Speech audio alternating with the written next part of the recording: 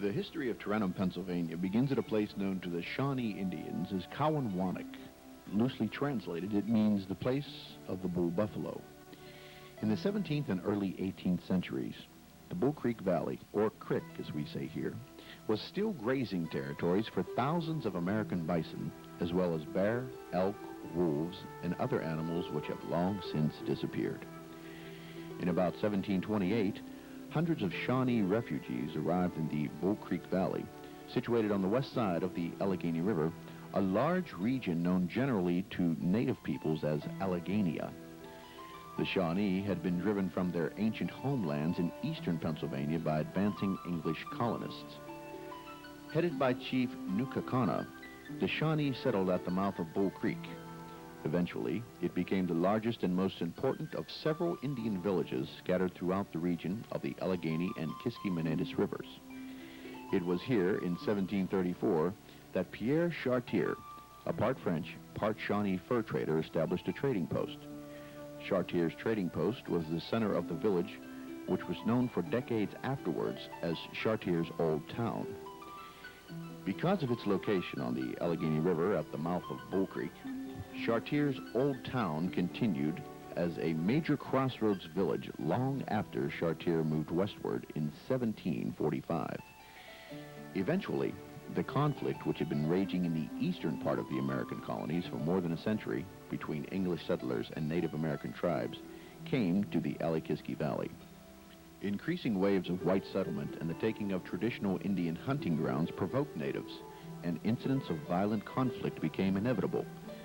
These events included the Bull Creek Massacre of 1791, in which several whole families were slaughtered in the cabin of Abraham Ross, located near the junction of Bull Creek Road and Van Til Hollow, and the horrific journey of Massey Harbison, an early pioneer who escaped from Indian captors with her life, but not those of two of her children.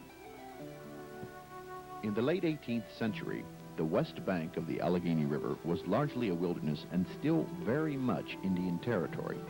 And so, in order to fortify control and provide protection for settlers in the area, in 1783, Captain Robert Orr, a noted frontiersman and Revolutionary War veteran, built a blockhouse at the mouth of Bull Creek.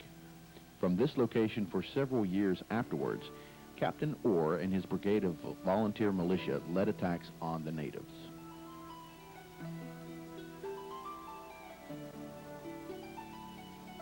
By 1796, new families had begun to arrive in Chartier's Old Town. Some of them Revolutionary War veterans who had been granted parcels of land as payment for their wartime service. The most notable of these was Felix Negley, who had served with Captain Orr in the Westmoreland militia. Negley held title to a strip of land extending west from present-day Ross Street, Bull Creek, and embracing all of what eventually became West Tarentum. Between 1797 and 1800, Negley and a crew of men built a dam on Bull Creek, along with a sawmill, grist mill, reportedly the first flouring mill west of the Allegheny River, and later a carding and fulling mill. Mill Street thus became the first street in a village that was then part of Deer Township. Beyond Negley's laborers and friends who built log cabins near the mouth of Bull Creek, the only other residence in the village for the next quarter century was that of James Lisley, who built a log house on what is now 6th Avenue across from the railroad station. The population of Chartier's town in 1825 was thus likely not more than 100 persons. In 1827, Judge Henry Marie Brackenridge, son of Supreme Court Justice and Whiskey Rebellion figure Hugh Henry Brackenridge, acquired by marriage to Caroline Marie an estate of several thousand acres of land along the Allegheny River, extending east of Ross Street into present-day Harrison Township. Caroline and Judge Brackenridge built a home known as Oak Grove just west of what became Sycamore Street in Natrona. In the fall of 1829, Caroline gave her husband permission to have a significant portion of the property surveyed and divided into town lots. Shortly thereafter, Judge Brackenridge laid out the streets and named the growing village Tarentum, the Latin name for the colony of the ancient Greeks on the Gulf of Tarentum in southern Italy. This is true, despite the tale that Brackenridge, or Negley, or the Indians, depending on who tells the story, built a row of homes along the Allegheny River, simply Tarentum. At any rate, Tarentum succeeded from East Deer Township and was formally incorporated as the third borough in Allegheny County in the year 1842. At that time, it included sections to the east, which eventually became Harrison Township in 1863. The establishment of Tarentum Borough was one of many achievements in the life of Judge Brackenridge. He was an eloquent and progressive champion of human rights. In 1818, as a state legislator in Maryland, he argued for the rights of Jewish Americans. He argued against slavery, having written as early as 1819. Lands are better cultivated by free men in all climates, and slavery everywhere is a curse. Man is a moral agent, governed by intelligence and urged forward by the impulse of his feelings and passions. The major impetus for Tarentum's development, however, had actually arrived the year before Brackenridge laid out the town and likely helped prompt his decision to develop the community. In 1828, just months after the first steamboat traveled the Allegheny from Pittsburgh to Katanning, the canal, the central form of long-distance transportation in America in the early to mid-19th century, arrived to link Tarentum with Pittsburgh and points east, all the way to Philadelphia. The western division of the Pennsylvania Main Line Canal, extending from Pittsburgh to Johnstown, included 64 locks, one of which was located at Lock Street, and another 1 mile to the east at Mile Lock Lane. There was a road bridge at Bridge Street and an overnight docking area between Lock and Wood Streets. The towpath ran on the south side of the canal channel, which was wide enough to let 2 boats pass and was about 6 feet deep enough for both fish and swimming. The canal in Tarentum was fed mainly from Bull Creek. The home of Tarentum's main canal contractor, John Kennedy Sr., is now a Tarentum landmark. A stable was built at what was South Canal Street and Ross Street, the horses having to be changed every 7 or 8 miles throughout the canal route. After 1834, Bull Creek farmers could ship their produce to Philadelphia in 4 days.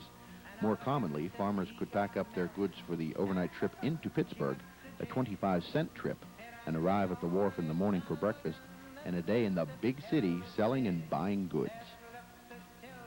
The canal gave such life to the community that in just a few short years, the population had grown to 300 persons and included the following businesses: 6 salt works producing about 70 barrels a day, 2 coal mines which supplied Pittsburgh and Philadelphia with large quantities of coal, 1 steam grist and sawmill, a water sawmill, 1 fulling and carting machine mill, 2 blacksmith shops, 1 wagon and coach maker's shop, 3 house carpenters, 1 brick and stone mason, 3 cooper shops, 2 shoemaker shops, 1 tailor, 2 dry goods stores, and 2 taverns. There were 2 churches, Presbyterian and Union, a brick schoolhouse not yet finished, and a post office. In 1845, John Hemphill opened the first tailor shop at the corner of Lock Street and what is now 6th Avenue. Nathaniel Miller, Samuel Morrison, Mrs. Jameson, and John Stewart were merchants, and the physicians were Dr. Robert Dunn and Dr. Goodwin. Thomas Neal served the important job of postmaster, and Nathaniel Miller and Robert Boyd were justices of the peace. Tarentum was a prospering canal community. One of the notable passengers who traveled the canal was English novelist Charles Dickens, whose descriptive but often caustic commentary on the land and people of our region are found in his 1842 book, American Notes. It became a science to walk to and fro without tumbling overboard into the canal. It was somewhat embarrassing at first, too, to have to duck nimbly every 5 minutes whenever the man at the helm cried "Brrr," and sometimes when the cry was to lie down nearly flat.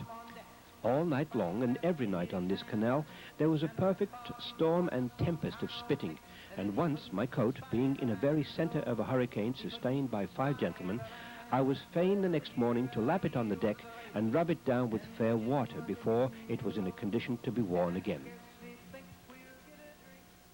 Despite Dickens' feelings to the contrary, the entire region was progressing, and in Tarentum especially. It was the natural environment and its resources which provided the basis for future growth. Important in the mid-19th century for food preservation and a host of other uses, Salt became the first marketable commodity extracted from the Tarentum area. Sometime before 1810, several salt brine wells were drilled, making Tarentum the first place in western Pennsylvania to produce salt from brine. Salt wells were drilled near Carnes and across the river in Wildcat Hollow. In 1850, a group of Quaker businessmen from Philadelphia founded the Pennsylvania Salt Manufacturing Company in that section of East Tarentum that in a few years became Natroda, after natron, the Greek word for salt. Penn Salt manufactured a wide variety of salt and soda alkaline byproducts, from lye for home soap making to chemicals used in the manufacture of paper and wool to chemical explosives used from the Civil War through World War II. Downriver in what was then East Deer Township, Thomas Keir established a salt refinery in 1840 on the site where Greco Scrapyard presently stands. In 1845, Keir and his son, James M. Keir, accidentally discovered the first oil in the United States while cleaning their salt wells. Not pumping their wells on Sunday, the oil which had gathered on top of the salt well over the weekend had to be pumped out. The oil was contaminating the brine wells of the Keirs and their neighbors. But knowing the local Indians had used oil for soothing aching muscles and joints, Samuel Keir, another son of Thomas and a Pittsburgh druggist, bottled and sold the liniment as Keir's Rock Oil, or Magic Oil. Keir established a refinery in Pittsburgh at the present-day corner of Grant Street and 7th Avenue. Keir also began using the petroleum as crude illuminant around the salt works. As a result, Keir joined Louis Peterson, who in 1844 had begun selling Tarentum petroleum drawn from his farm on the site which became PPG Industries. The product was then sold to a cotton factory in Pittsburgh, which used it for lubricating their cotton spindles. Before he realized its potential, Peterson had been dumping the dirty black grease, as Peterson called it, into the canal, an act which infuriated the boatmen. The Tarentum oil story continued into the 1850s. Indeed, prior to the Titusville strike in 1859, the Tarentum wells produced nearly all the oil used in the United States. Penn Salt oil was the first ever shipped overseas to Great Britain. None of this little-known oil history would have been possible without one William A. Smith, a blacksmith who hailed from southern Butler County near Cabot. After working in Freeport for a while, Uncle Billy, as he was called, established a blacksmith shop at the intersection of Ferry Street and the Pennsylvania Canal in East Deer Township, not far from the Keir salt wells. Smith had developed the tools for drilling local salt brine and oil wells, which prevented sand and gravel infiltration into the liquid as it was being pumped. In 1859, when Edwin Drake was ready to drill for oil in northwest Pennsylvania, he came calling on Uncle Billy. In April of that year, Smith and his son went with Drake to Titusville, and on August 25th, helped the colonel make history by drilling the nation's first commercially successful oil well on Oil Creek, Pennsylvania. The oil boom was on, thanks in part to an obscure blacksmith who quietly returned to Tarentum to live out his remaining years. After making possible the enormous wealth of the Rockefeller Empire, Billy Smith died in modest circumstances at the age of 88 and is buried here in the Hannistown Cemetery in southern Butler County. On the eve of the Civil War, the census of 1860 reported half of Tarentum Borough's population of 708 to be younger than 20. Most of the young borough's residents listed their ancestry as German, Anglo-Saxon, Irish, and Scotch-Irish. Among the occupations, there were 3 physicians, 4 ministers, 13 blacksmiths, 9 teamsters, 5 coal diggers, 10 shoemakers, 10 seamstresses, and 2 lawyers. The Tarentum area sent 200 of these residents, more than a quarter of its population, to defend the Union during the years 1861 through 1865. Companies F and I of the 123rd Pennsylvania Volunteers were recruited here and placed under the command of Colonel J.B. Clark. Both companies drilled at McCall's Grove, now Riverview Memorial Park, and took a ferry boat across the river midway, where they walked the boardwalk the rest of the way across the shallow part of the river. Across the river, they boarded the Allegheny Valley Railroad train at Craigdale Station, which took them into Pittsburgh and on into Harrisburg. There they were mustered into service on August 8, 1862. The soldiers' equipment was manufactured at James McCall's blacksmith shop located in the park area near Wood Street.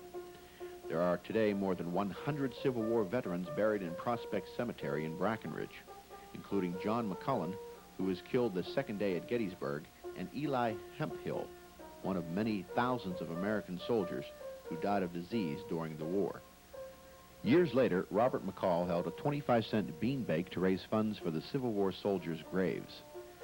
Many of Tarentum's Union troops served in the Great and Bloody Battle of Fredericksburg in December 1862.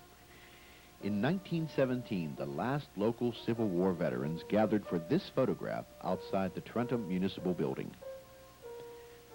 During the years of the Civil War, a great flood struck the Tarentum area on the ironic date of March 17th, preceding an even greater St. Patrick's Day disaster by nearly 70 years. The 1863 flood inflicted irreparable damage to the channel of the Pennsylvania Canal, and the canal, already being rendered obsolete in the burgeoning age of the railroad, was abandoned. The Western Division of the Pennsylvania Railroad purchased the right-of-way, filled in the channel, laid the tracks, and the first train arrived in Tarentum in October 1866. In 1870, the first Tarentum Railroad station was constructed, and in 1892 replaced by a building closer to Lock Street than the present structure.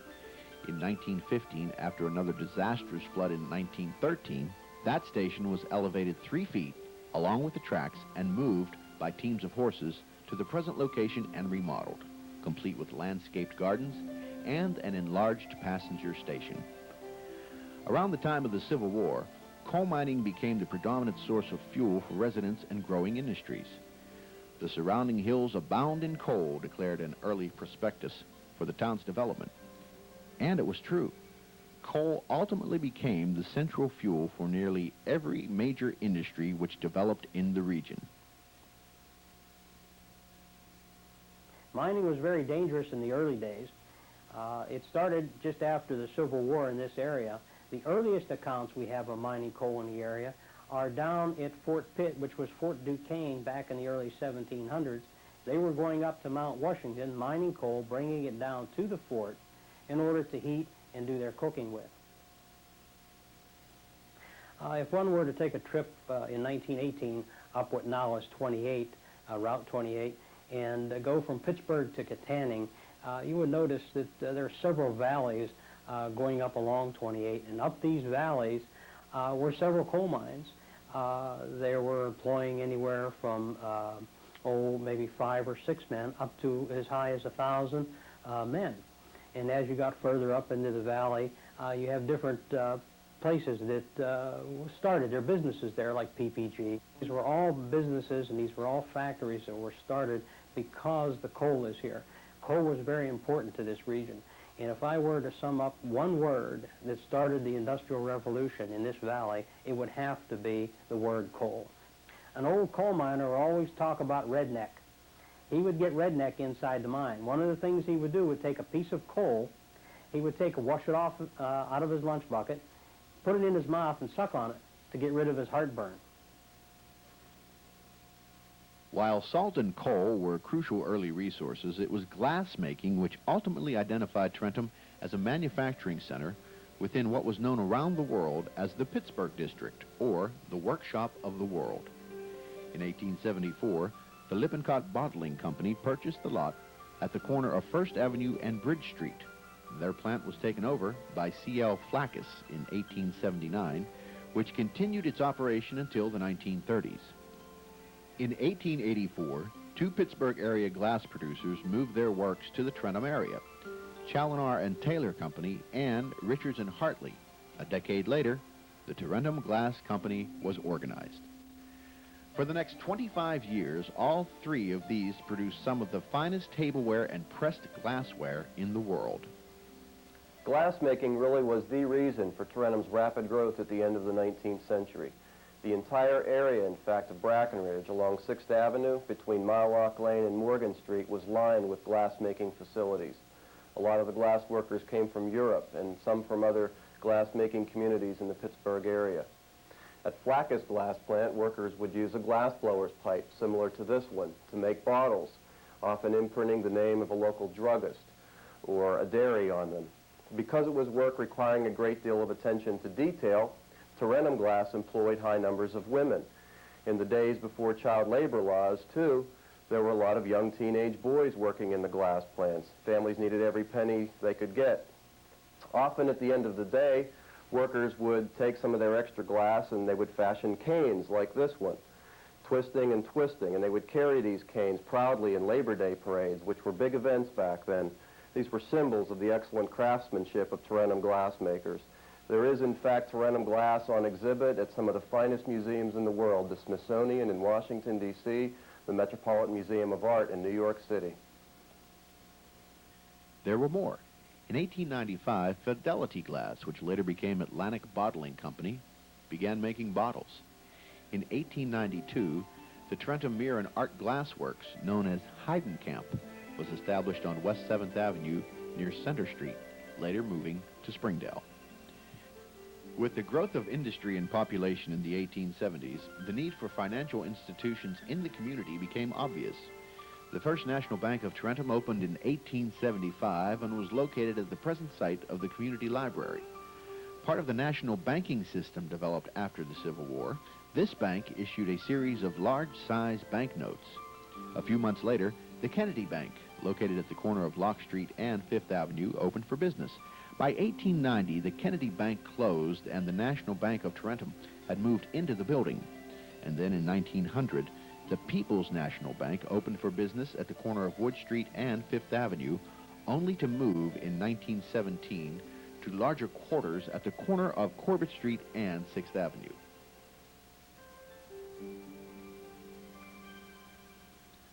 Before arriving in Tarentum during the spring of 1880, Captain John Baptiste Ford had been many things, including a riverboat captain on the Mississippi River during the Civil War.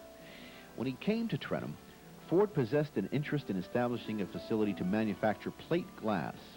Several attempts had been made by other men, but Ford was determined to use the combination of an abundant supply of natural gas, coal, and sand and gravel from the nearby Allegheny River as the keys to making it work.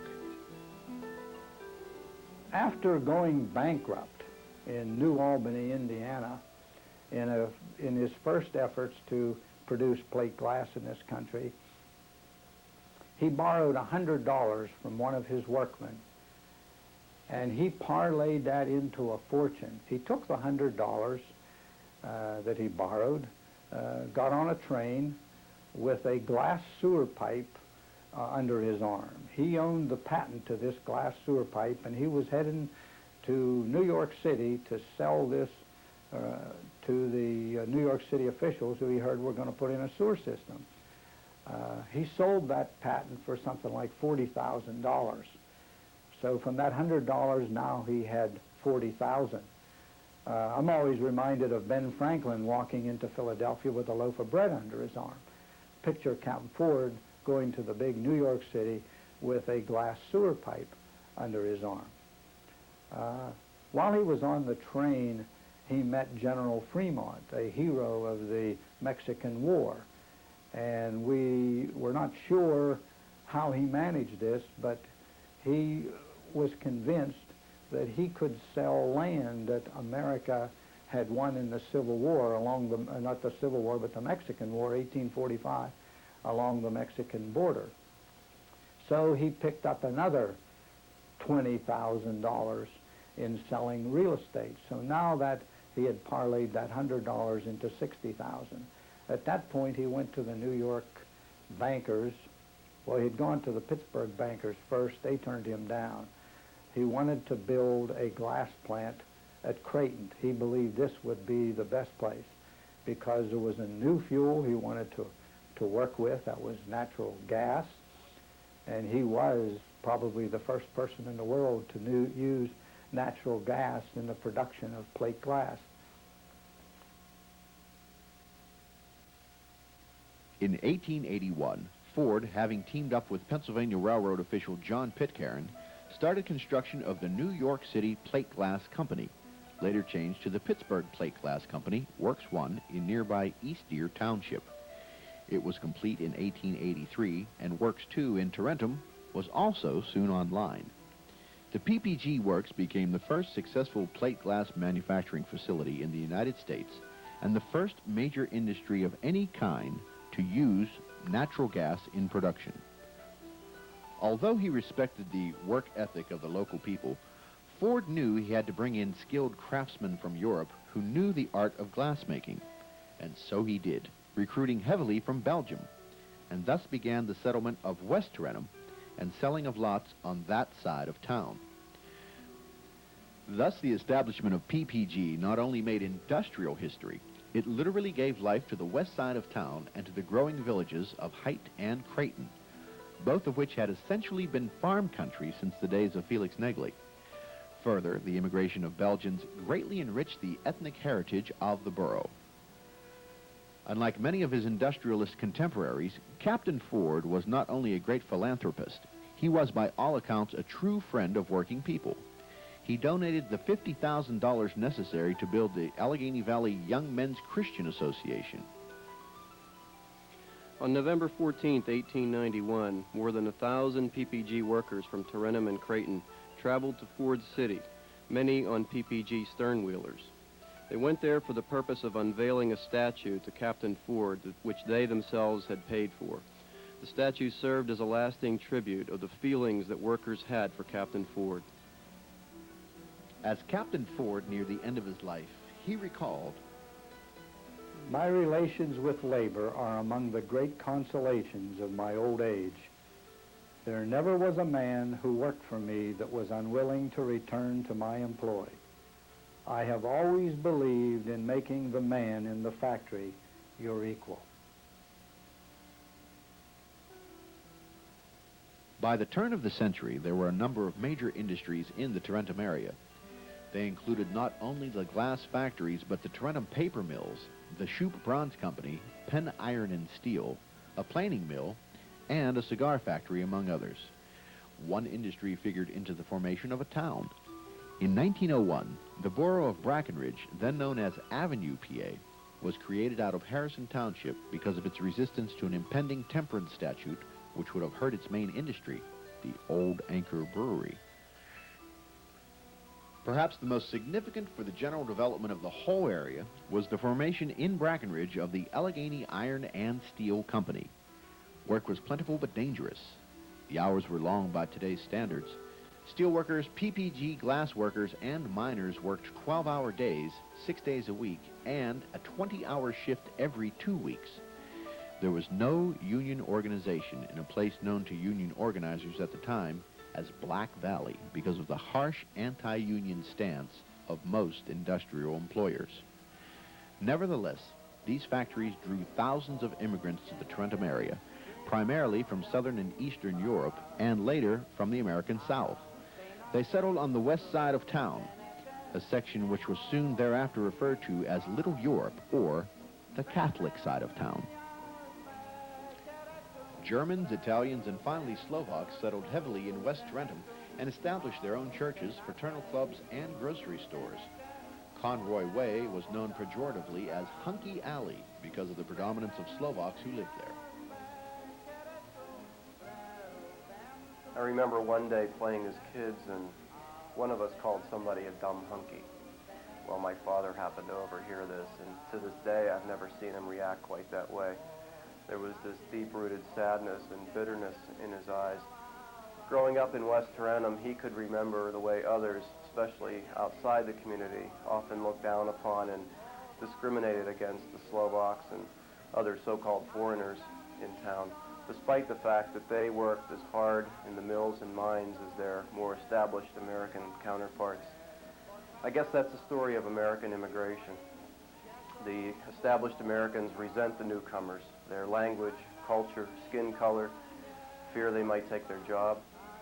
It's pretty sad because all ethnic groups risked so much to get here. I know my father almost got sent back to Slovakia when he got sick at Ellis Island. My grandfather was waiting here at Glassmere for the rest of the family, and who knows what might have happened. Once they got here, ethnic peoples clung to the old ways while becoming Americans.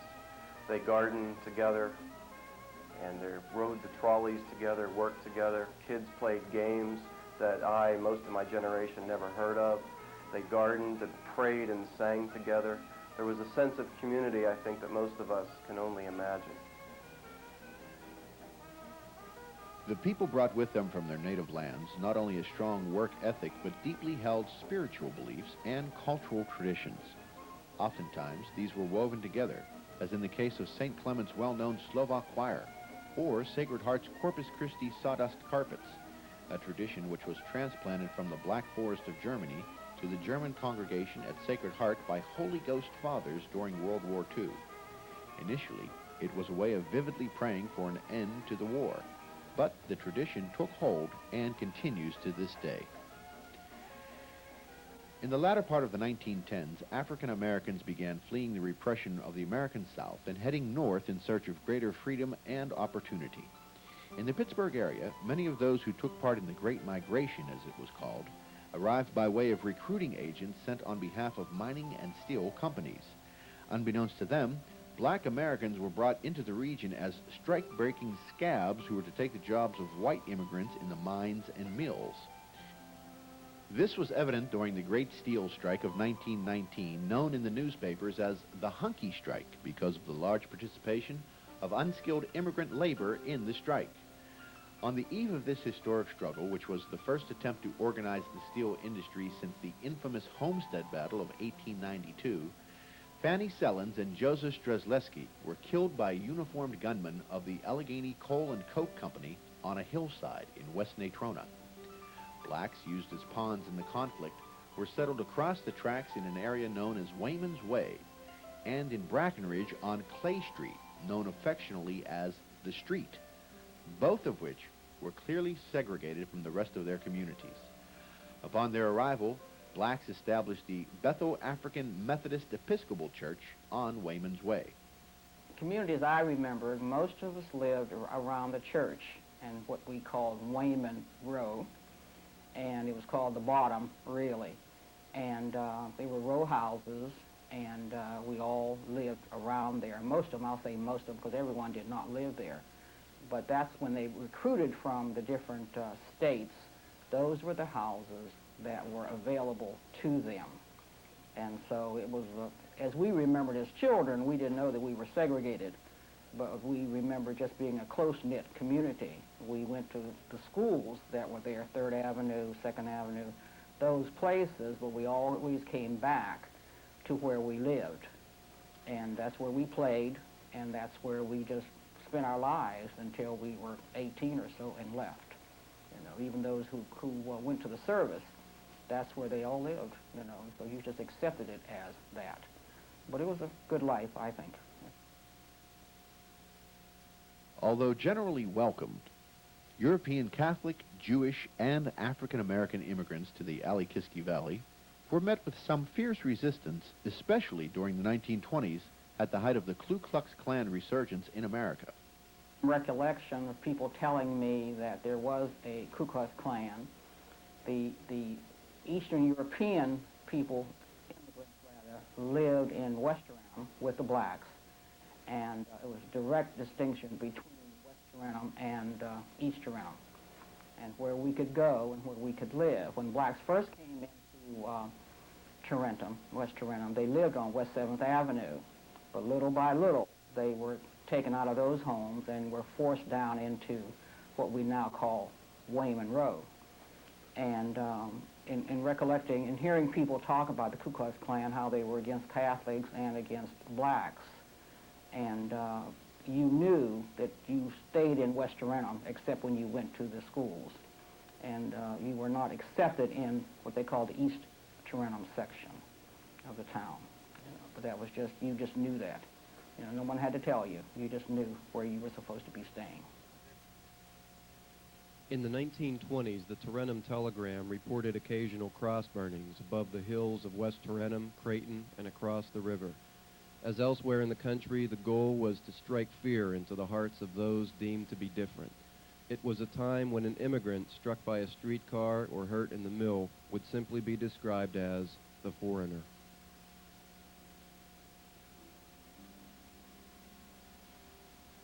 Calamities and disasters have often brought out the best in Tarentum people, their ingenuity, bravery, generosity, and their spirit of volunteerism. Such was the case during the flood of 1891, which saw the Allegheny River rise higher than anybody could remember and caused severe illness throughout the community. Likewise, in the first years of the 20th century, the rising number of waterborne diseases and industrial accidents prompted several physicians of the Tarentum area to establish what was first called the Allegheny Valley General Hospital.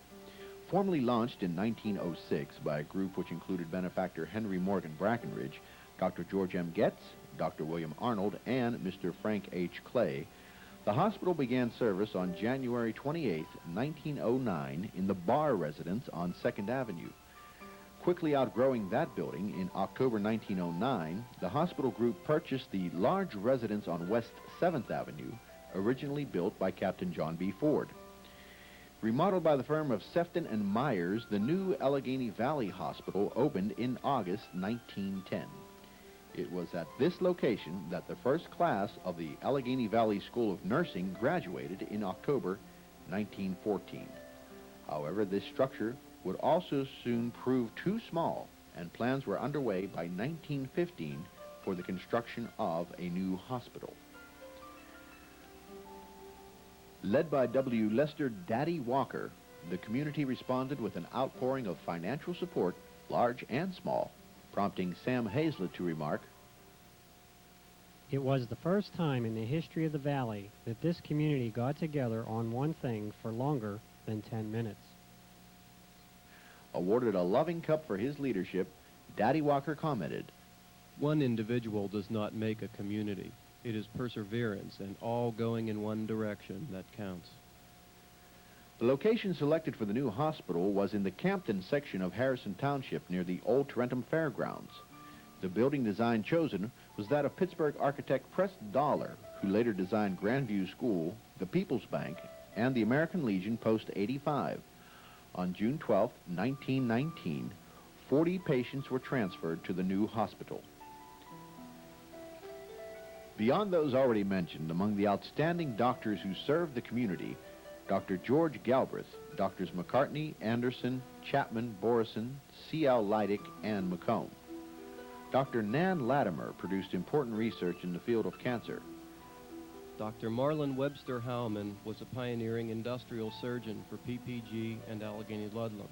His brother, Dr. Glenn Howman, was the father of Dr. Daniel Howman and Dr. Stephen Howman, founder of Medrad and the inventor of several critically important medical instruments. And Dr. John Pasek, who proudly hailed from the west side of town, was a leading physician in the valley and later worked to inspire reinvestment in downtown Tarentum by building medical offices. A similar spirit of community service arose following the Great Fire of December 21st, 1885, in which most of the 6th Avenue business district was destroyed. Bucket brigades fought with great futility to douse the fire. Only barrels of salt prevented further destruction of the town. Soon after the fire, the first volunteer fire company was formed. Known first as the Independent Pump and Hose Company, it was later renamed Eureka Hose. In 1898, the Highland Hose Company was organized, and in 1906, West Tarentum residents organized Summit Hose. In 1886, Captain John Baptiste Ford of the Pittsburgh Plate Glass Company donated a hose reel to the residents of the 3rd Ward of Tarentum. He suggested it be stationed on West 9th Avenue, as you have a church and a bell to ring. The Humes family on the corner of West 9th and West Alley donated part of the barn to be used as a place to station the hose reel. December the 23rd, 1896, St. Peter's Church ignited. The hose companies from Tarentum all responded. The water was used to protect all the homes around St. Peter's Church. The church itself burned completely down to the foundation. January the 29th, 1906, the Fritz Sheeran Meat Market caught fire. It was a large fire. All 3 Tarentum hose companies and the Brackenridge Fire Company responded. After the Sheeran fire, Mr. William Nicholas called a meeting, and the Third Ward Hose Company changed to Summit Hose Company. In 1908, they moved on to West 7th Avenue. January the 9th, 1961, Summit Hose Company was called to Louis' Garage. At the fire, Frank Garaka took the booster hose, went part way down the stairway, think it was only a smoldering fire. He used the fog nozzle with the intention of trying to put the fire out. Al Felice, the fire chief, John Collins, and myself was right up on top. We responded, and just then we had an explosion. Frank's body was thrown across the street. I went partially under the fire truck. Al Felice went 30 feet down the street. John Collins, we were all sent to the Allegheny Valley Hospital. January the 12th, 1961, Frank Garaka passed away. No organization better exemplifies the spirit of community involvement than the Tarentum Brackenridge chapter of the American Red Cross. During the First World War, their activities both at home and abroad were many and included the sewing and preparation of comfort kits for servicemen, surgical dressings, hospital supplies and garments, and other knitted articles. They also supported Liberty loan drives and war fund campaigns and provided emergency hospital, nursing, and sanitary service during the great influenza epidemic of 1918. It would be much the same during World War II, when Helen Sefton Knight, well known in the community as the organist of the First Presbyterian Church, piano teacher, and civic leader, took on the leadership of the local branch. I was in bed one morning. Somebody called, said, we'd like you to take charge of the Red Cross. I said, what? Because nothing had been done, you see, up to that point. They said, well, we'll come up, we'll take care of you. So they did. They had it all cut in Pittsburgh, like 5 shirts, man's shirts, 10 little boys' shorts, each one in a bundle with the thread and whatever you needed to do it. And that kept going on for, I guess, about all through the war. We did a lot of good that way. A lot of stuff made. Throughout the late 19th and early 20th centuries, there was steady progress in the improvement of public transportation and infrastructure in Tarentum. Strangely enough, 2 polls taken in 1874 showed the community somewhat divided on whether or not to install streetlights. Nevertheless, 15 oil street lamps were installed that year at a cost of $132. Until Corbett Street was paved in 1897, all the streets were dirt and mud, depending on the weather. There were several livery stables on either side of town. Some, like druggist James Staley, chose to get around on a bicycle, one of the most popular fads of the gay 90s in America. In 1898, getting around was made easier with the formation of the Tarentum Traction Passenger Railway Company, forerunner of the Allegheny Valley Street Railway. In 1904, they built a car barn on Adams Street and 2nd Avenue, today the site of Highland Tire, where the trolley tracks can still be found. Eventually, trolley service ran from the west side of town through the east over the viaduct, linking Tarentum with surrounding communities via the TB&B, affectionately known as the Toonerville Trolley, after a favorite comic strip of the time. In 1913, a bitter labor struggle engulfed the trolley industry in the region, with strikebreakers brought in and crowds choosing up sides. Jitney service was revived during the strike as a temporary means of transportation.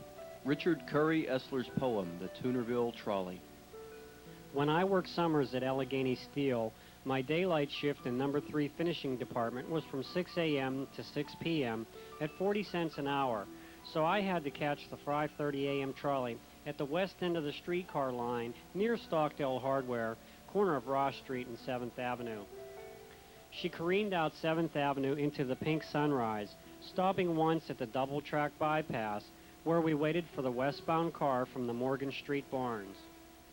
Then we were off in a shower of blue sparks and a cloud of ozone, the wheels groaning and squealing around the S-curves onto 6th Avenue Brackenridge, and thence past the old Anchor Brewery to Mallock Lane and the end of the line. As we all piled off the trolley car, bucket 6 lunch pails in hand, Skipper Harry was right behind us, reversing the woven rattan seats for his return run. The Toonerville trolley was on its way back for the 6:30 a.m. load of millwrights, then back once again to Ross and 7th for the 7:30 a.m. rush of rollers and roughers and heaters and crewmen who were on the 8 o'clock hot mill shift. Skipper Harry was a serious man, dedicated to keeping his schedule and getting his paying passengers, especially the sweat-cap millmen, to the end of the line on time. There were other improvements to infrastructure. After a bitterly contested court battle, the borough in 1918, led by Valley Daily News publisher Charles Preston Howe and Burgess E. Clay White, won the right to form its own water company. Indeed, the borough of Trentham was a state leader in the movement toward municipal ownership of water and electric power companies. In 1914, the borough replaced its first municipal building at Corbett and 3rd Avenue with a grand new structure on Lock Street. In 1890, one could make a telephone call from Essler's drugstore. If you talked loudly enough, they could hear you in Pittsburgh. With the inaugural paving of Corbett Street in 1897, others eventually followed, along with the installation of concrete sidewalks, most of them done by S.K. Johnston and Son. In 1903, 2 horseless carriages owned by John Hall and Dr. Shoemaker excited the citizens of Trentham as they slowly plowed through the dirt streets. The car came equipped with a whip in case a team of horses had to tow the car home. Getting news out to the people began with the publication of the Allegheny Valley Times in 1881. This was followed by the Tarentum Telegram, the Tarentum Times, and the Tarentum Evening Telegram. Outliving them all was the Valley Daily News, established in 1904 by Charles Preston Howe, here in this barn on Boyd Street. A few years later, they moved into more modern quarters. George P. Schmidt, Gene Simon, and George Stewart were some of the great journalists involved in the publication of the paper. Stewart, who served in both World Wars with great distinction, was a revered figure in the borough for both his journalistic excellence and his civic involvement. After the Tarentum-New Kensington Bridge was named for him, Governor David Lawrence noted that he devoted his entire life to serving his community through his chosen profession. In 1970, the Valley Daily News merged with the New Kensington Daily Dispatch to form the Valley News Dispatch, still headquartered in Tarentum. Since the mid-1830s, but accelerating in the late 19th century, the growing population of Tarentum was in a constant need to expand facilities for the education of children and spiritual enrichment of its citizens. The first Tarentum library, known as the Reading Room, opened in 1901. Located in the basement of the YMCA, this was part of Captain Ford's philanthropic legacy in Tarentum. Several years after Ford's departure, however, financial resources to sustain the library were lacking and it was forced to close. After a fundraising appeal in 1923, however, the library reopened and in 1942 expanded to larger quarters in the First Ward School. When the school itself expanded in 1949, the library moved again to the council room located at the Tarentum Borough Building. Within a few years, the library outgrew this facility and moved to its present location on East 6th Avenue, the former Windsor Music Store. The first schoolhouse, built in 1828 at the corner of Lock and 4th Avenue, was replaced by a building at the corner of Ross Street and 9th Avenue. A 4-room schoolhouse was built on the west side of town and enlarged in 1898 as the 3rd Ward School. Parochial schools at Sacred Heart and St. Clement's provided for the education of Tarentum's Catholic children. In 1892, the 2nd Ward School building was constructed. Like the library, the tale of the 1st Ward School is also one of movement. The first ward school, built in 1895 at the corner of 9th Avenue and Corbett Street, served as Tarentum High School until the Grandview School was built in the 1920s. At that time, the original school from 1855 was torn down, and the new Grandview became the grade and junior high school. Later, Grandview became Tarentum High School, and the grade school for First Ward was housed in the building at 9th and Corbett. Changes continued in the 1960s with the merger of Fawn and Harrison Township and Brackenridge and Tarentum into the Highlands School District. Grandview today has reverted to its original use as an elementary school. Spiritual faith has been at the center of Tarentum's sense of community since the very beginning. Felix Negley, a German Lutheran, welcomed other groups to hold church services in his barn in summer and his home in winter. The Bull Creek Presbyterian Church, the Tarentum area's oldest church, dates to 1794. The First Methodist Church of Tarentum, 1810. The First Presbyterian and United, later Highview Presbyterian churches, both of these date to the 1830s. The Highview structure is one of the grandest and oldest buildings in Tarentum, dating to 1868. St. Peter and Paul Byzantine Catholic Church, 1918, the only Catholic church on the east side of town, and the Ovem Shalom Synagogue, dating to 1923. The Pittsburgh Tarentum Campground Meeting was established in 1850 as an outdoor seasonal meeting place for the Methodist congregation. Today, it is an interdenominational place of quiet worship strongly rooted in the sense of faith and community. Yes, Tarentum has always been a strong church-going community.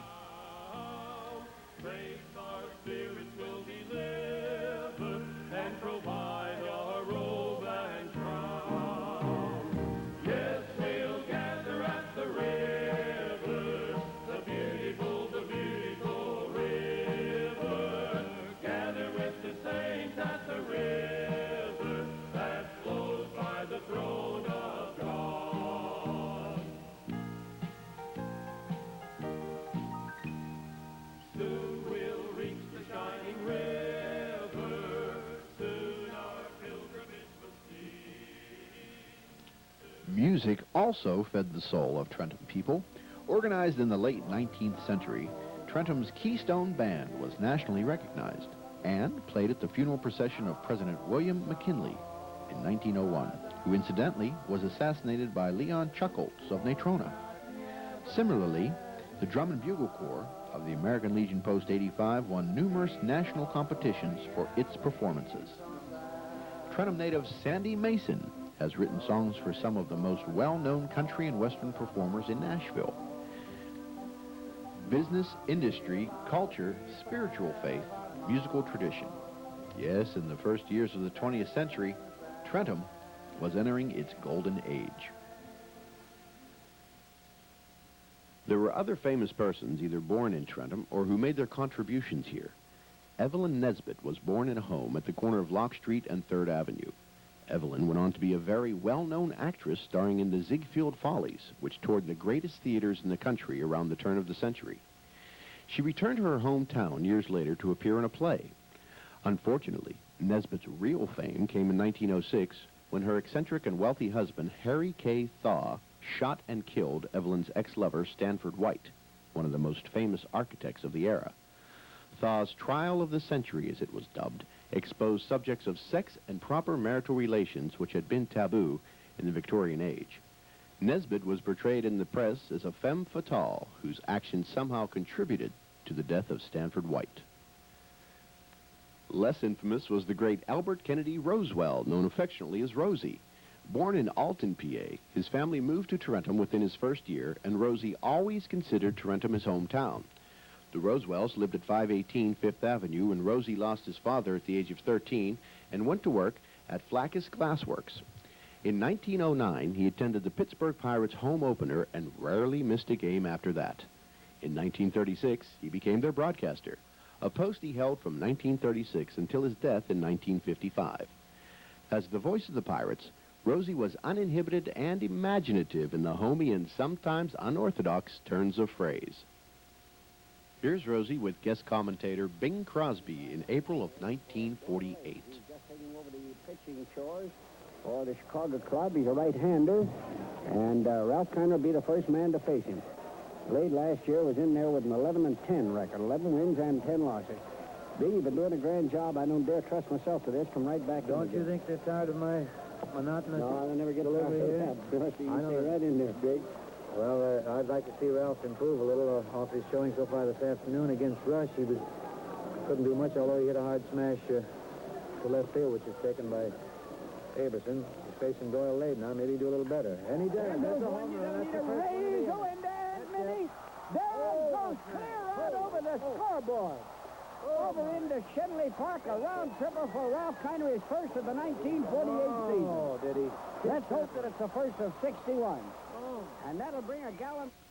Beyond his association with baseball, Rosie Rosewell was a prolific and creative writer who published several books of poetry and verse. One of his most well-known and beloved poems is Should You Go First? An excerpt is read here by John Englert. Should you go first and I remain to finish with the scroll, no lengthening shadows shall creep in to make this life seem droll. We've known so much happiness, we've had our cup of joy, and memory is one gift of God that death cannot destroy. On October 20th, 1918, Private Ralph Orrin Drury of Tarentum, serving in Company F of the 109th Regiment, 28th Division of the United States Army, wrote the following letter home as he lay in a base hospital in France recovering from wounds suffered in battle. I have been in this hospital since August 21st, and this being my first experience as a hospital patient, I will be highly pleased when my sojourn comes to an end. However, I cannot complain, for I have been treated wonderfully by everyone, and considering the nature of my wounds, I have made excellent progress. The Red Cross nurses are great, and I don't know how the Army could get along without them. I can't even describe some of the misery and ruin the enemy has caused, for words are inadequate. I have seen few Tarentum boys since being over here. Sergeant Davidson from Brackenridge is in this hospital and is getting along fine. He was wounded in the fighting on the Valais River, a short distance from where I was wounded. I am anxiously awaiting the arrival of some letters. I haven't had any from my brother Raymond since early July, and I hope to hear from him real soon. I have written Jimmy Camp a number of times, but as yet have received no answer. Had a letter in August from Sergeant Glenn Lindquist. Drury, his brother Raymond, Jimmy Camp, and Glenn Lindquist all survived World War I and returned to a hero's welcome. Many of those who had left from Tarentum in 1917 did not return. Dr. Chester Cameron Wood, who rose to the rank of lieutenant commander, survived the war only to die at sea of pneumonia on the return voyage home. Like much of America, Tarentum experienced a remarkable business boom in the years following World War I. Part of this construction legacy is the Tarentum Post Office. This era also saw the establishment of Tarentum's Riverview Memorial Park. Led by Burgess J.K.F. Weaver, the move to purchase the riverfront property was a progressive step for the borough. Over the years, thousands have strolled there, had wedding pictures taken, listened to band concerts, and played on the cannons overlooking the river. It remains the only riverfront park anywhere near its size in all of Allegheny County. The chief means of crossing the river during the 1920s was the ferry service operated by Walter Fuhrer at the foot of Wood Street. Also available was Renouf's launch, from which were ferried swimmers to and from his boat dock at the foot of Corbett Street, across the river to Renouf's Beach. Richard Curry Essler, an accomplished creative writer from Tarentum, remembered Renouf's Beach in this poem. Renouf's Beach was our Coney Island. The old wooden barges anchored out deep enough for diving, the chesty boys in striped tank tops making showy leaps from high board, Then from far upriver at number 4 lock, the deep-throated whistle of the Wakuta. The sky was so deep and timeless that I felt the cool blue afternoon would last forever. But it finally ended, as it always did, in the old wooden locker rooms at Renoff's. After dressing, I spent a dime for a big, beautiful boiled ham sandwich, which must have been made in paradise. Then, with a damp towel around my neck, wet hair blowing in the river wind, feeling tired but smooth as silk, I rode the big launch back across the Allegheny to Renoff's Landing into the end of a perfect day.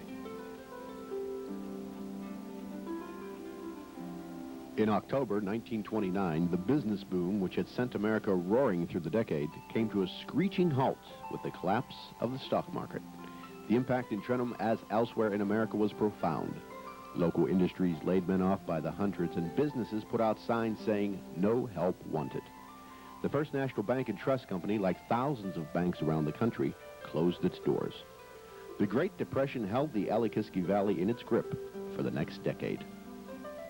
Back in the Depression, when the people were hard up, especially like in the winter, if you was out of coal, you'd go up and try to get an appointment with Harry E. Sheldon, the president of Allegheny Steel, and tell him your problem. He'd give you an order for 25 bushel of coal to this Rao, man by the name of Rao. He'd deliver that coal for you.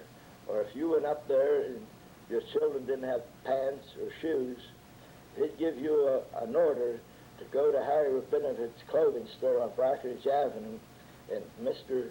Sheldon would pay the bill.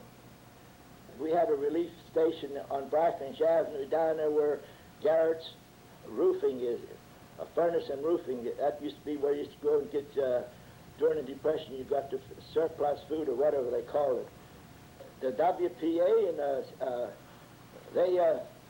they made sewer pipe for the storm sewer that comes through Cherry Street, under the tracks, goes up 6th Avenue, up to the old Borough building, and goes up the hill and drains all the catch basins up there.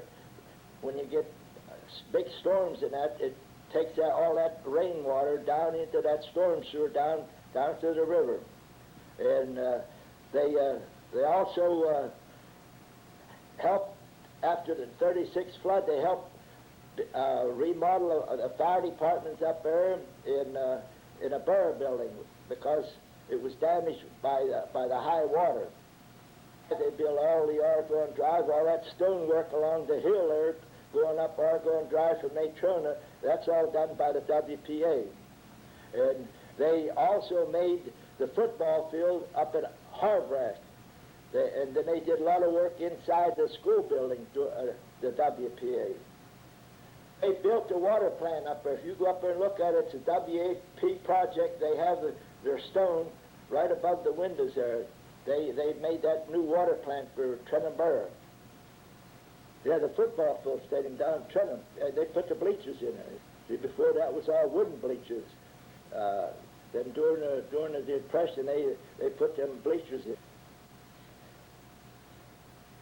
WPA did a lot of work on the parks down the Trenton Park, in the Brackenridge Park, that honor roll in Brackenridge, and at Soldiers and Sailor Monument. There's stonemasons and that. They worked for years cutting them stone to make that in the park in Brackenridge. In down Trenton, they did a lot of work there. They had a blacksmith shop and everything down at the field house. They did a lot of work sharpening tools, and for the different projects that they was working in Brackenridge and Trenton and Natrona, that's where they come to get their tools, the picks and chisels and that sharpened. All them fire trails and different things up in the big woods up in the Allegheny Forest and that was all done by the CC Camp boys. They did all of that. A little bit meant a heck of a lot back in those days. Even if you had a garden in your backyard and that, I know my mother always had onions and tomatoes and parsley and different things. The neighbors' ladies, when they was making their Sunday dinner, they wanted parsley and onions right from the garden. They used to send their girl or their boy down to my mother so that she'd give them some parsley and onions or a tomato so for Sunday dinner. Can't forget it because facts of life. It's survival. On Tuesday morning, March 17th, 1936, the Allegheny River was in the living room of hundreds of Tarentum residents. By the end of the day, thousands would be forced from their homes in the greatest flood in western Pennsylvania history. Although no one from Tarentum perished, the flooding did leave more than 200 dead in 14 states, from Maine to Kentucky, and hundreds of thousands homeless. Several thousand homeless families in Tarentum were housed at the YMCA, Harbrack High School, the Church of God, Prospect School, Calvary Baptist Church, the Oddfellows Hall, the American Legion Post, and Sacred Heart Church in West Tarentum. Caused by 2 straight days of rain and a spring thaw, the St. Patrick's Day flood brought waters rising at the rate of over 3 inches per hour during the night of March 16th.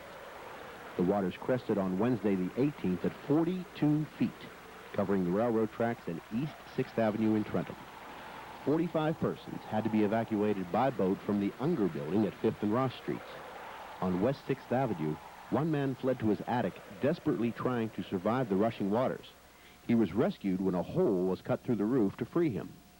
All local mills, electric, water, gas, as well as trolley service east of the tracks all shut down. The Valley Daily News had to be printed from the offices of the Butler Eagle and the New Kensington Daily Dispatch. It was on March the 17th, on a Sunday, I remember so well. The Dramatic Club of the St. Peter's Sacred Heart Church had a show at the Germania, because it was during Lent, and of course Sunday wasn't considered Lent at that time. So we were all there. Well, when we come home, my mother-in-law lived on 9th Avenue, and we stopped at her house, and she said, "You cannot go home." I said, "What do you mean I can't go home?" She said, "Well, your grandma called and said to tell you to stay here, don't come home." Well, you don't tell me not to do anything because I have to know why. So I called my grandmother. The phone rang, my grandmother answered. I said, "Grandma, why can't I come home?" And she said, "Well," she said, "the floodwaters." And I said, "Is there water in my house?" She said, and I never heard anything more. I heard someone in the background saying, "Lady, you got to get in the boat right now." What was happening, they were taking my grandmother out of her house in a boat. But her house had a foundation, and my house was next door, and it was flat on the ground. It was a cottage. Well, after it was all over, I went over on East Street to look down, and I could see my house without Mill Street Extension. And all you could see was the last row of bricks on my house. The whole place was submerged under all that muddy water. Well, the next day, the water had receded, and I wanted to go home. And my father said, "No, we can't go home." I said, "Well, if nobody's going to take me, I'm going to walk." Well, they didn't want me to go home because I was expecting a baby at that time, and they didn't want me to see the aftermath of the flood. So anyway, I finally gave in and took me home. Well, I walked into the kitchen, and I laughed, and I cried. We had linoleum on the floor, and the water had gotten underneath it, and it burst in the middle, and it looked like a great big sunflower. And over on the cabinet where I kept the flour, the baking powder, the sugar, the salt, and so forth, rice and so forth. Well, that had all gotten itself together, and there was this huge ball of dough sitting on there. It made me have to laugh again because that was funny and it was tragic.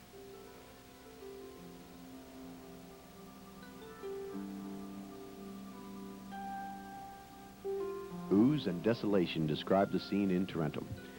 The National Guard moved in to help prevent looting.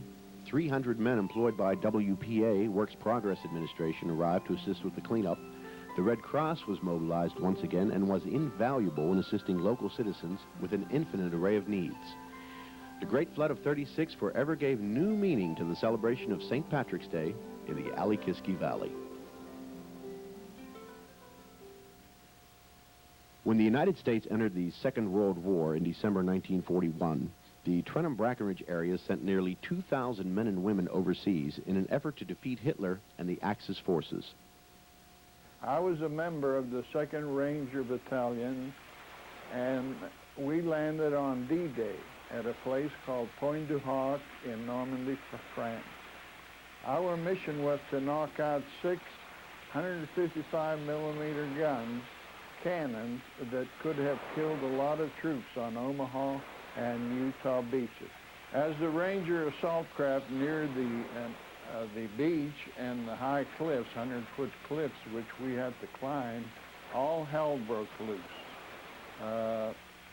Small arms fire, rifle, machine guns, mortars, all rained down on us. One Ranger sitting across from me was hit by a bullet in the upper left side of his chest.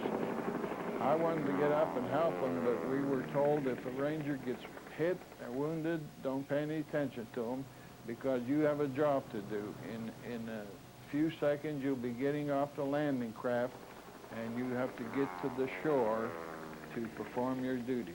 My job was communications. I carried in a signal lamp that later on brought in supporting fire from our Navy.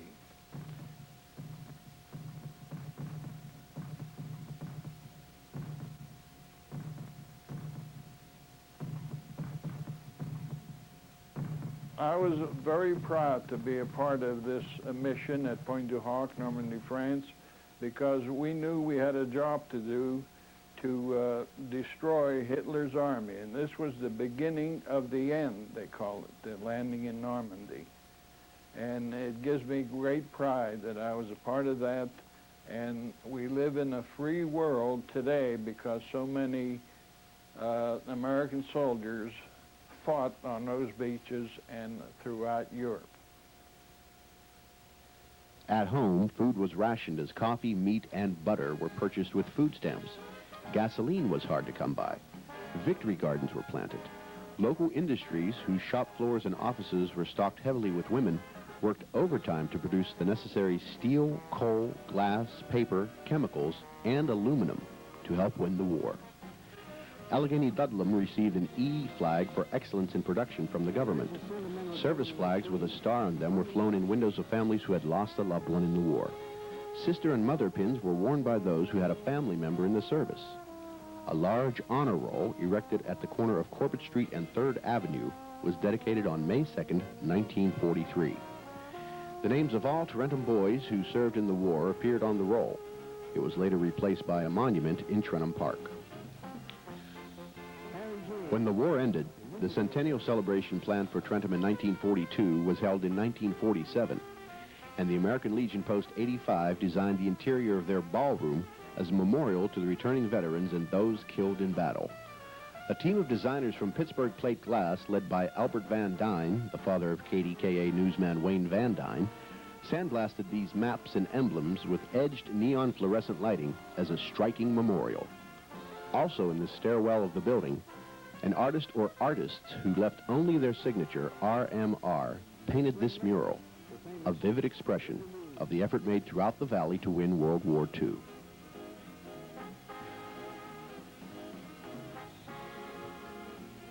In 1936, the Trentham Directory listed the following business establishments in Trentham: 28 grocery stores, 9 meat markets, 4 fruit stands, 10 confectionaries, 5 dairy stores, 3 bakeries, 7 pharmacies, 9 lunchrooms and restaurants, 10 clothing shops, 7 shoe stores, 8 repair shops, 2 tailors, 8 cleaners, 7 furniture stores, 3 flower shops, 4 jewelry stores, 7 variety stores, 13 barber and 11 beauty shops, 8 real estate and insurance agents, 5 car dealers, 16 service stations, 4 hardware stores, 2 blacksmiths, and 58 miscellaneous other business establishments.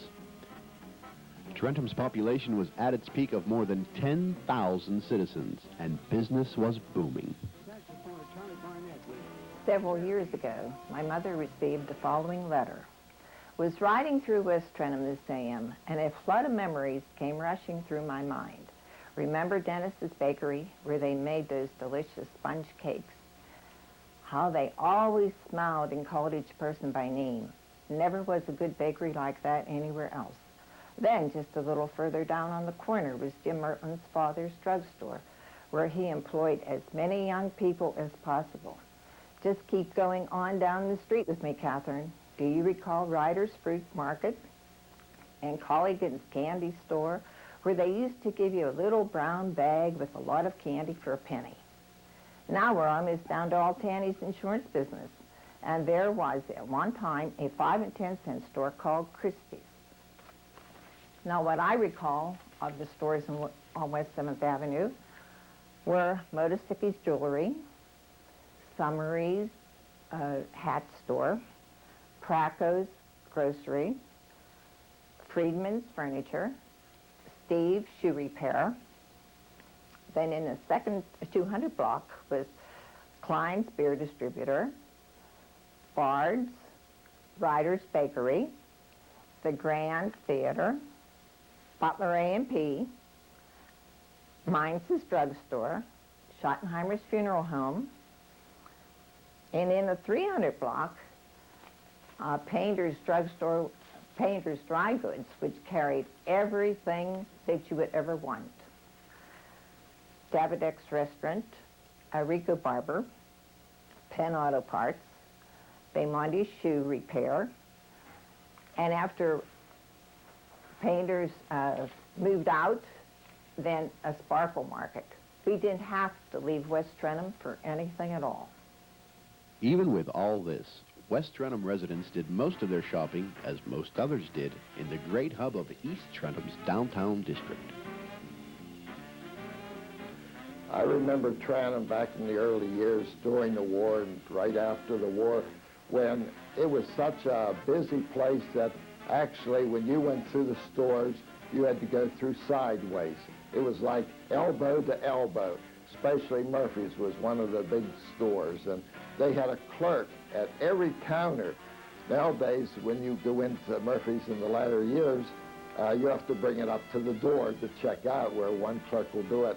Back then, they had clerks at every counter, whether it was candy or not.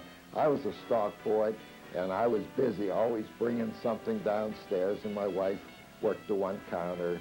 And that's when you could go to the confectionery place and buy a hot dog for a nickel, and ice cream was a nickel, hamburgers 10 cents.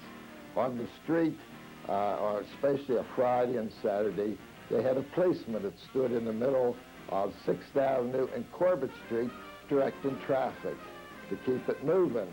And you couldn't find a parking place downtown many a time. You'd park way down on 2nd Avenue, or even 1st and walk up, or you park on 7th and 8th Avenue. That just shows how busy the place was. Baker's Hardware, his building was on the corner of where the viaduct is. And he started his business in 1875. And the viaduct and his building was torn down in 1949, and he died 2 months later at age 92. So he lived a major part of Trentham. I was a pinball guy that always liked to play the machines, and there were 6 of us.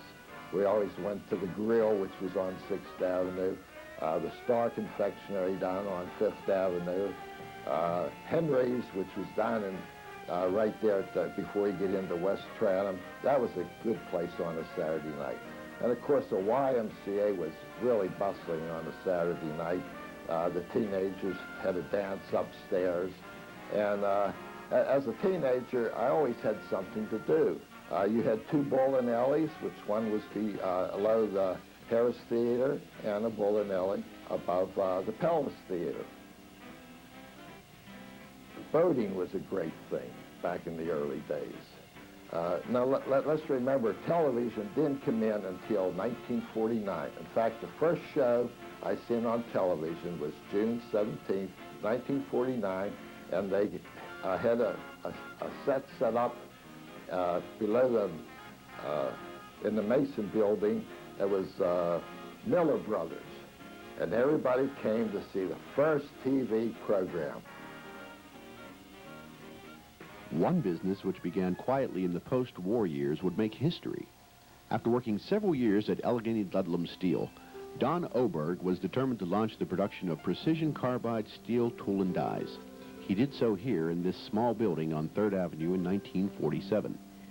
He outgrew the building in just a few short years, relocating to Buffalo Township, and Oberg became a world leader in the tool and die industry.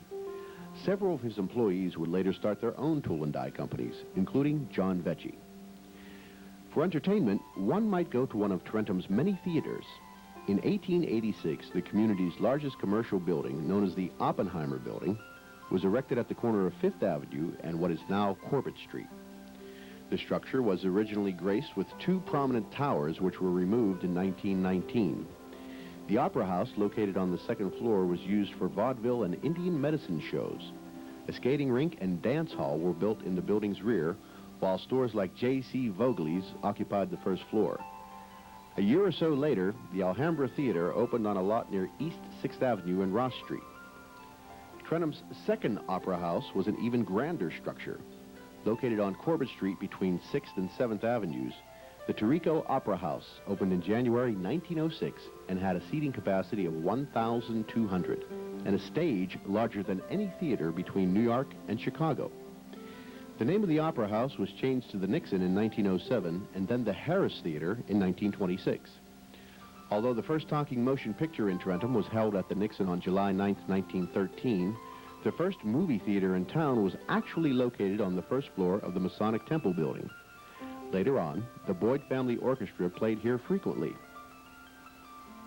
There was also a theater in the rear of the Praha Hotel and the Theatorium, a short-lived movie house opened by Jacob Oppenheimer but destroyed by fire in 1908. Oppenheimer then opened the People's Theater on East 5th Avenue in 1910. Another theater with a short life was the Dreamland, located on the site of the old G.C. Murphy store on Corbett Street, built and immediately destroyed by fire in 1908. The Star Theater replaced the Dreamland, only to burn in 1926. On the west side of town, there was the Gem Theater on 7th Avenue and the Datola, which later became the Penn. And people went to the movies and they stood in line for the movie to get into the movie because it was so packed. They would ask you, do you want to stand in the back or do you want a seat? And that's when the ushers had a flashlight and they would go down and they knew where the seats were for you to sit. I worked part-time at the People's Theater, and kids would crawl or try to get in the back door, and you'd show your light, and then they would scoot out the back or hurry up in the front row. At the Harris Theater, they used to have stage plays that came. I remember Tex Ritter. He came there twice, and I got to talk to Tex Ritter. One day he was standing, wanting to go across the street when the train was coming. And he said, "Hey, Sonny, where's a good place to eat?" Well, I told him, "Go up to the grill." So I went past. He was sitting there in the front of the grill with all this cowboy stuff on. It was a big thing. Then there was other people that came. The prosperity of downtown Tarentum was not available to all, however. African Americans who are old enough can vividly recall segregated seating in the Harris Theater and on the trolley, Murphy's and Woolworth's lunch counter refusal of service to blacks, and many businesses were strictly off-limits. When we were growing up in West Tarentum, there was segregation around us, and there were some places we could not go, particularly the Harris Theater, where we had to sit in the balcony, and they didn't realize at the time it was the best seat in the house. There was another theater in West Tarentum where they had a white line that all blacks had to sit below the white line, and until the NAACP came in and changed that. There was Isley's where you could be served, but you could not be seated in the dining area. It was strictly takeout. And also, there was restriction of jobs. There were people who worked there, but they could not go out and mingle with the customers. And so it was just a definite separation. There was no one who worked in any of the stores in West Tarentum or East Tarentum that was black. Beginning with countless afternoon ball games at Peterson's ball field, sports have always been a central part of Tarentum's leisure and recreation life. The Allegheny Steel baseball team was one of the best semi-pro clubs in western Pennsylvania. There were high school championship teams and standout players as well.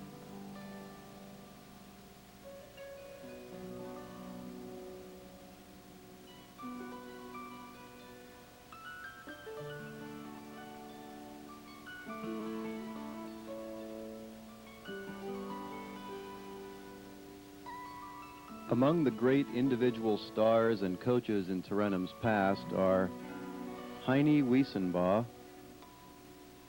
Clem Schwartz, Ernie Hefferly,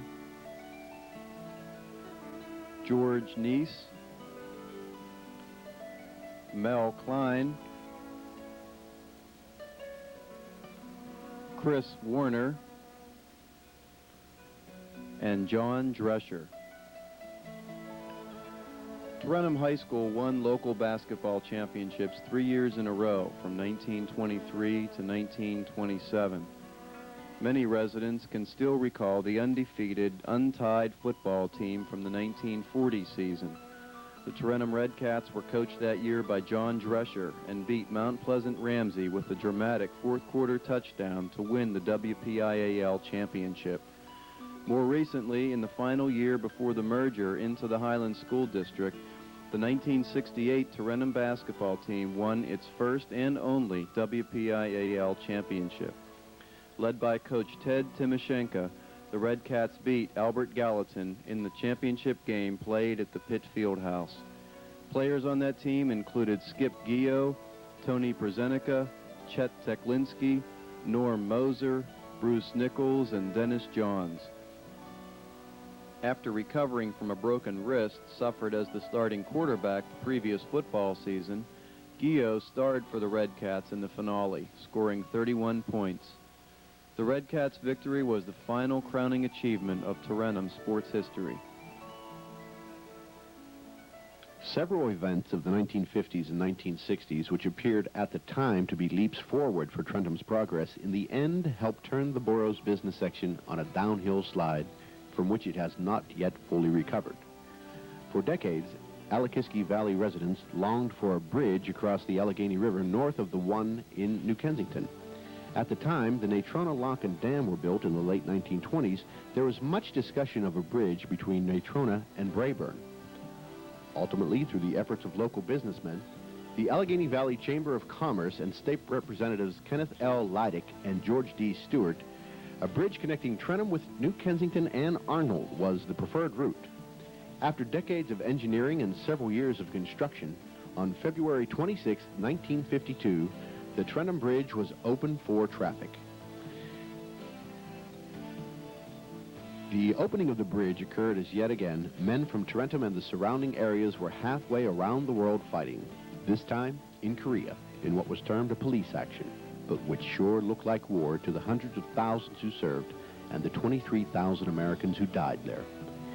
In the years that followed, the Natrona Heights Plaza Shopping Center, and later the Riverview Shopping Plaza in New Kensington and Hillcrest Shopping Center in Lower Borough, all opened for business, drawing shoppers now fully equipped with automobiles away from Tarentum's business district.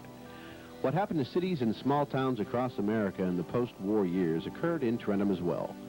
The combination of suburbanization, our fixation with the automobile, the rumblings of deindustrialization, which entailed the loss of high-paying manufacturing jobs, all of these factors contributed to the decline of Tarentum's business sector and population, beginning as early as the 1950s. A telltale sign of the downward trend was the closing of the Harris Theater in December 1959. Other businesses would follow. The late 1960s brought turmoil to America as the nation was torn apart over the Vietnam War. On May 4th, 1970, 4 students at Kent State University were killed by National Guardsmen in a tragic confrontation prompted by President Nixon's invasion of Cambodia a few days earlier. Valley Daily News photographer John Philo was there and captured this Pulitzer Prize-winning photograph, which sent shockwaves around the world. At about the same time, a different kind of violence was transpiring. An infamous Trentham native, Stanley B. Haas, went on a shooting and kidnapping spree across several states, which resulted in a nationwide manhunt and several nervous days for the Alakiski region before his capture.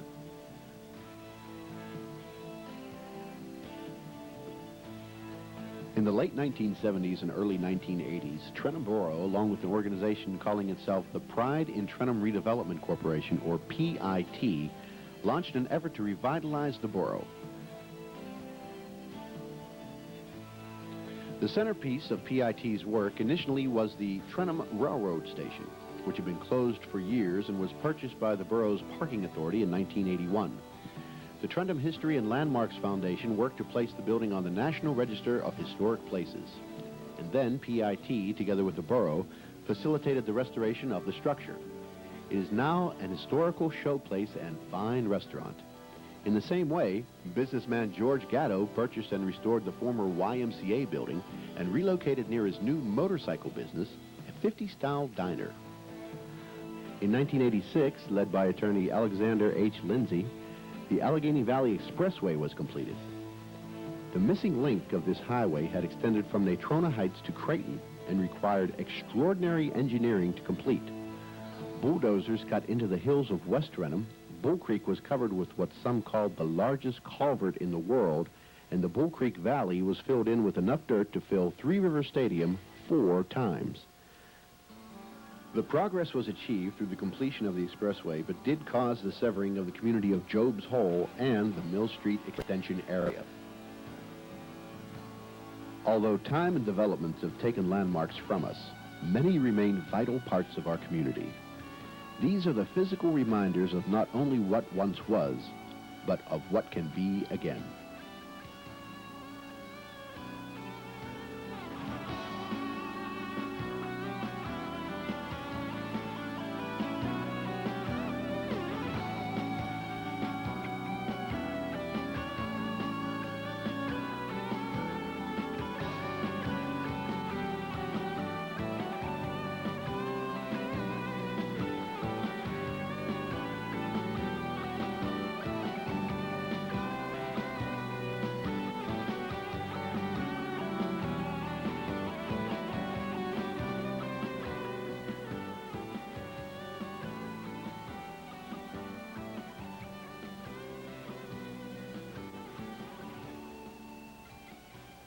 These are just some of the special places in Tarentum's past. Beyond the physical bricks and mortar, however, are the people who have truly made this a special place to live and work, and who inspire the belief that what you have just seen is only a history in the making.